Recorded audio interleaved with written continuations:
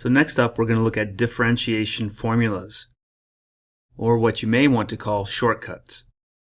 So we're going to start with the derivative of a constant. So if we let f of x equal c, let's determine the derivative for any constant. So that would be f prime of x equals the limit as h approaches 0 of f of x plus h minus f of x all over h. So again, this is our method for finding the derivative of a function. Sometimes this is called first principles, but what we're going to do is we're going to avoid this method by determining shortcuts. So this is the limit as h goes to 0.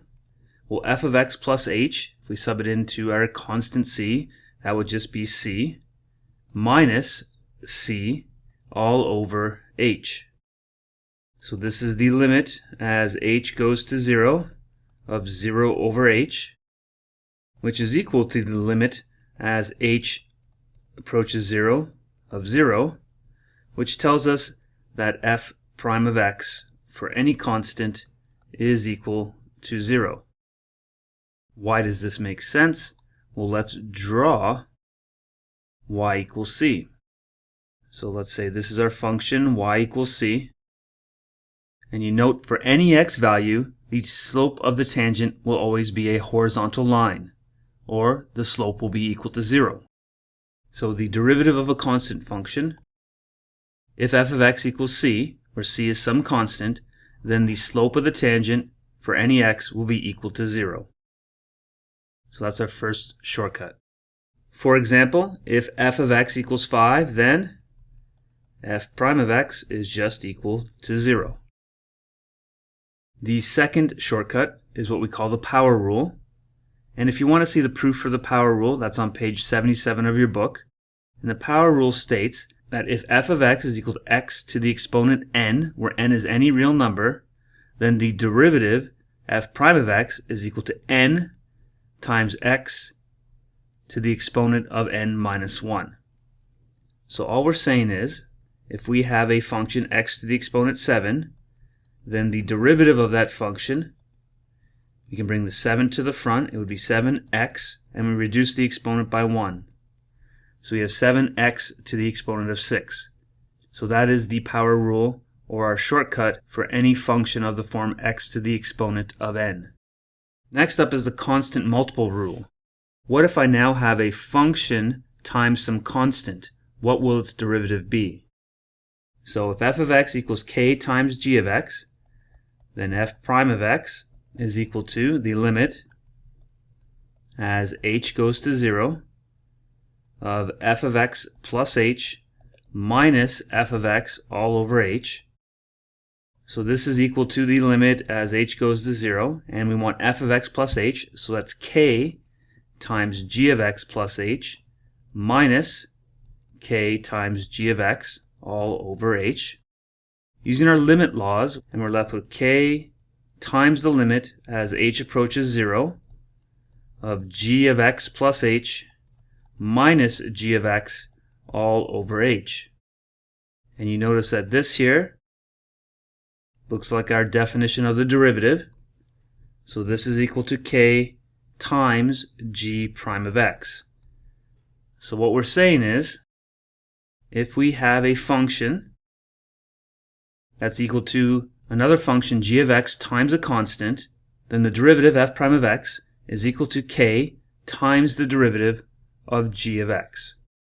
So for example, if f of x equals negative 3x to the fifth, then f prime of x is equal to the constant negative 3 times the derivative of g of x. So in this case, x to the power of 5. So using our power rule, that would be 5x to the fourth, which tells us that this derivative is negative 15x to the fourth. And there's our shortcut. So next up is the sum rule. What happens when I add two functions? Well, let's look at the derivative. So f prime of x is equal to the limit as h approaches 0 of f of x plus h minus f of x all over h, and that is equal to the limit as h approaches 0, f of x plus h would be p of x plus h plus q of x plus h minus f of x, so that would be minus p of x plus q of x all over h. And notice we can rearrange this equation just a bit. So this is limit as h approaches 0 of p of x plus h minus p of x plus q of x plus h minus q of x all over h. And using our limit laws, again, we can split this up. This is the limit as h approaches 0 of p of x plus h minus p of x all over h. And notice that looks like the derivative p prime of x. Then plus the limit as h approaches 0 of q of x plus h minus q of x all over h. And if you look at both those limits, the first one is p prime of x, and the second one is q prime of x. So notice our shortcut is just take the derivative of each function independently. So that is called our sum rule. And notice if we have a function p of x plus q of x, its derivative is just p prime of x plus q prime of x. So for example, if our function is given here 3x squared plus x to the exponent of negative 3, then f prime of x is equal to, that's going to be 3 times 2x to the exponent 1 plus negative 3 times x to the exponent of negative 4. Remember, we subtract the exponent, so we get 6x minus 3x to the exponent of negative 4. And in most cases, we won't have a negative exponent. We'll rewrite it as a fraction with a positive exponent. So there is the derivative using our shortcuts. And you can see this saves time versus using our first principles method, in which we'd have to expand, simplify, cancel out an h, and so on. All right, let's go through some examples. Determine the slope of the tangent at x equals 1 given the following function. Well, first of all, we only know the power rule, so we should rewrite this expression. This is 2x to the exponent of negative 11 plus 4. So the derivative, dy over dx, is equal to. So that's equal to 2. And then using the power rule, that's negative 11, x to the negative 12. Then using our constant rule, that's plus 0. And then if we simplify this, that's negative 22, and then x to the negative 12 will become the denominator expressed as x to the exponent 12. So there's the slope of the tangent.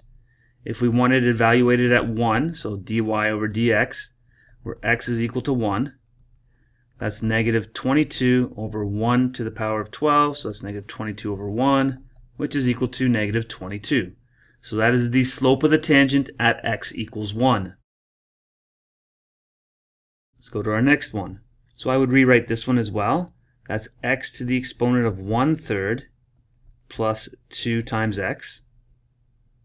So the derivative here, f prime of x, using our power rule, that's 1/3 x to the minus 2/3 plus, using our power rule again, we get x to the exponent 1.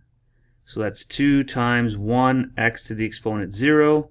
And if we want to simplify this, this is 1 over 3 x to the 2/3 plus 2, because x to the exponent 0 is 1. And finally, 1 over 3. And then x to the 2/3. Remember, the numerator of that fraction is exponent, and the denominator is the root. So this would be the cubed root of x squared plus 2. And therefore, f prime at 1 would be 1/3 plus 2, and that would be equal to 7 over 3. Okay, last example. So let's rewrite g of x again before we take its derivative. That's 3x to the exponent of negative 1 plus 4 minus x to the exponent of 3 over 2. So the derivative, g prime of x, or the slope of the tangents, that's negative 3 x to the minus 2 plus 0 minus 3 over 2 x to the exponent of 1/2. So that's the same thing as negative 3 over x squared minus 3 over 2 times the square root of x.